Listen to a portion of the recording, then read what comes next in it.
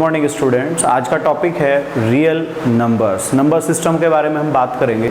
Generally numbers जो हैं पुराने समय में क्या होता था कि उंगलियों पे काउंटिंग की जाती थी कि भाई मुझे कुछ काउंट करना है, सपोज चेयर्स काउंट करनी है, स्टूडेंट्स काउंट करने हैं, तो हम क्या करते थे, उंगलियों पे इस तरह से काउंट किया करते थे। बाद में थोड़े छोटे छोटे जो पत्थर्स होते हैं उनको ले लिया जाता था और उनसे काउंटिंग की जाती थी।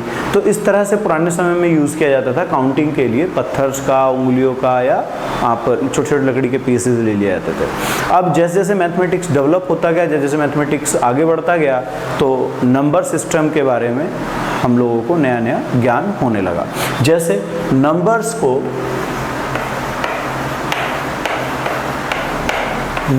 को जनरली पुराने समय में केवल नंबर्स का मतलब था पॉजिटिव नंबर्स, लेकिन अब क्या है कि नंबर्स जनरली दो तरह से आप लोग डिफाइन करते हैं, दो स्प्लिटिंग में कह सकता हूं नंबर्स की। एक होता है रियल नंबर्स और दूसरे होते हैं imaginary numbers. Real numbers, imaginary numbers. अब इनके बारे में थोड़ा सा डिस्कशन करते हैं। इमेजिनरी नंबर्स, चूंकि एक छोटी ब्रांच है नंबर्स की, तो मैं इमेजिनरी नंबर को पहले डिफाइन कर लेता हूँ। इमेजिनरी नंबर्स जो होते हैं वो होते हैं negative numbers inside the root. मतलब रूट के अंदर इस तरह से जो नंबर्स लिखे जाते हैं उन्हें बोलते हैं इमेजिनरी नंबर। जैसे मैंने रूट के अंदर -x लिख लिया। अब एग्जाम्पल की फॉर्म में अगर मैं लिखना चाहूँ तो मैं लिख सकता हूँ रूट के अंदर -2, रूट के अंदर -3, रूट के अंदर -5, -15। समझने के लिए मेन बात क्या है, रूट के अंदर माइनस होना चाहिए। अब रूट के अंदर माइनस है तो मैं इसे तोड़ सकता हूँ, -1 × 2। सपोज √2 है मेरा माइनस में, -√2 है तो उसे मैं ब्रेक करूंगा इस तरीके से। इसे मैं लिख सकता हूँ √-1 × √2। ठीक है। अब ये जो रूट वाला -1 पार्ट है इसे हम बोलते हैं आयोटा। तो I × √2 मीन्स √2i मेरा यहाँ पर बन के आने वाला है। और यहाँ पे मैंने यूज क्या किया है, रूट के अंदर जो नेगेटिव पार्ट था उसको मैंने लिखा है आयोटा। क्या बोलते हैं इसको, आयोटा। ओके। अब आते हैं रियल नंबर्स पे। रियल नंबर्स की जो स्प्लिटिंग है वो दो तरीके से स्प्लिट होता है।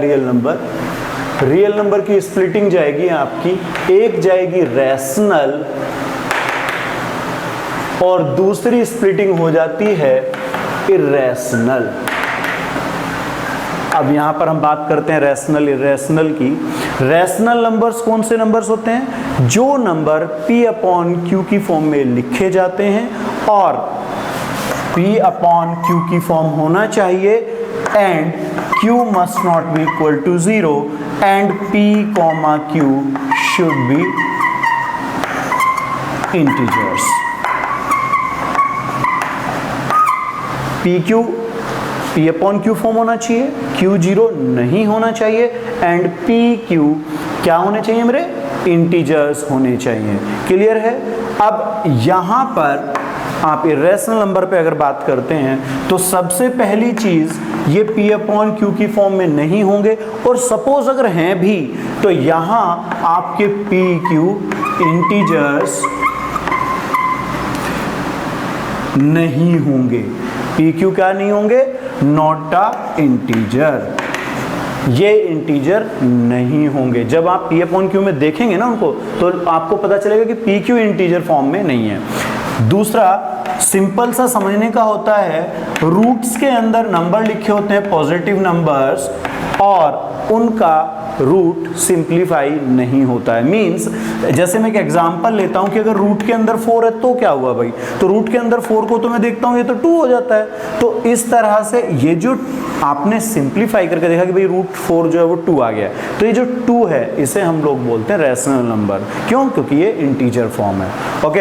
अब तीसरा पार्ट देखते हैं, रैशनल नंबर्स P/Q में एक तो ये फॉर्म नहीं हो सकता, दूसरा अगर है तो उसमें ये गड़बड़ होगी आपकी, P/Q में हो ही नहीं सकता। अगर हो भी गया तो उसमें ये दोनों इंटीजर्स फॉर्म नहीं होंगी। रूट के अंदर आपका कोई भी पॉजिटिव नंबर लिखा हुआ है जिसका रूट नहीं हट सकता। फिर एक आता है यहाँ पर कि पाई एंड ई। यहाँ पर एक्सपोनेंट के लिए, जो आगे फर्दर क्लासेस में आप पढ़ेंगे आगे क्लासेस में। ई आप लोग जानते ही हैं, ई जो है सर्कल में हमने सबसे पहले इंट्रोड्यूस किया हुआ है। तो E = जो है एक्सपोनेंट है और पाई आपका यहाँ पर 3.14 हम बोलते हैं, लेकिन ये याद रखना है बेटा कि ये रैशनल नंबर नहीं है, ये इरेशनल नंबर है। और लास्ट पार्ट आता है इरेशनल की पहचान है। एक टर्मिनेटिंग नॉन टर्मिनेटिंग का थोड़ा सा हम डिस्कशन कर लेते हैं। टर्मिनेटिंग टर्म्स कौन सी होती हैं? आपने किसी नंबर को डिवाइड किया किसी नंबर से, अगर रिमाइंडर 0 आ जाए, आपने डिवाइड किया और रिमाइंडर 0 आ गया तो वो नंबर्स होते हैं टर्मिनेटिंग। और रिमाइंडर 0 ना आए, रिमाइंडर 0 ना आए, वो आप डिवाइड करते जा रहे हैं बार बार और वो डिवाइड में रिमाइंडर 0 नहीं आ रहा है, तो इसे बोलते हैं आप लोग नॉन टर्मिनेटिंग। तो एक जो इरेशनल नंबर है उसकी पहचान ये भी है कि वो नॉन टर्मिनेटिंग होते हैं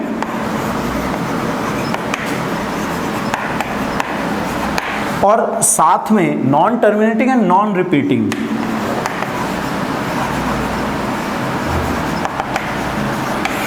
नॉन टर्मिनेटिंग होते हैं, नॉन रिपीटिंग नंबर्स होते हैं। क्लियर है सबको?